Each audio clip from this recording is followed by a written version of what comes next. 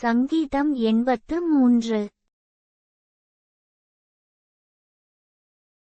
1. தேவனே, மவுனமாயிராதேயும், பேசாமலிராதேயும், தேவனே, சும்மாயிராதேயும். இதோ, உம்முடைய சத்துருக்கள் கொந்தளித்து, உம்முடைய பகைஞர் தலையெடுக்கிறார்கள். உமது ஜனத்துக்கு விரோதமாக உபாய தந்திரங்களை யோசித்து, உமது மறைவிலிருக்கிறவர்களுக்கு விரோதமாக ஆலோசனை பண்ணுகிறார்கள்.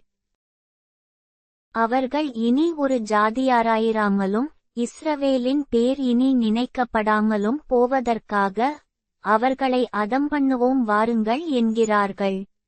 இப்படி ஏதோமின் கூடாரத்தாரும், இஸ்மவேலரும், மோவாபியரும், ஆகாரியரும், கேபாலரும், அம்மோனியரும், அமலேக்கியரும், தீருவின் குடிகளோடு கூடிய பெலிஸ்தரும் ஏகமன நிர்ணயமாய் ஆலோசனை செய்து, உமக்கு விரோதமாய் ஒப்பந்தம் பண்ணிக் கொண்டிருக்கிறார்கள். அசீரியரும் அவர்களோடே கூட கலந்து, லோத்தின் புத்திரருக்கு புயபலமானார்கள். சேலா. மீதியானியருக்குச் செய்தது போலவும், கீச்சோன் என்னும் ஆற்றண்டை எந்தோரிலே அழிக்கப்பட்டு, நிலத்துக்கு எருவாய்ப்போன சிசெரா, யாபீன் என்பவர்களுக்குச் செய்தது போலவும் அவர்களுக்குச் செய்யும்.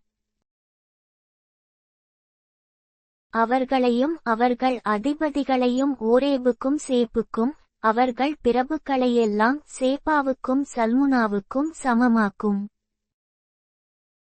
தேவனுடைய வாசஸ்தலங்களை எங்களுக்குச் சுதந்தரமாக நாங்கள் கட்டிக்கொள்வோம் என்று சொல்லுகிறார்கள்.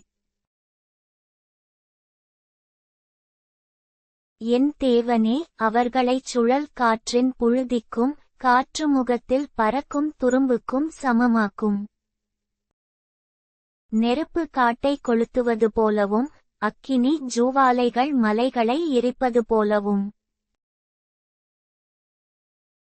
நீர் உமது புசலினாலே அவர்களைத் தொடர்ந்து, உமது பெருங்காற்றினாலே அவர்களை கலங்கப்பண்ணும்.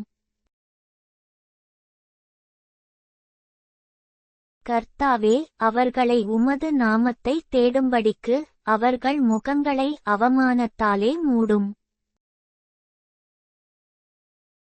யேகோவா என்னும் நாமத்தையுடைய தேவரீர் ஒருவரே பூமியனைத்தின் மேலும் உன்னதமானவர் என்று மனுஷர் உணரும்படி.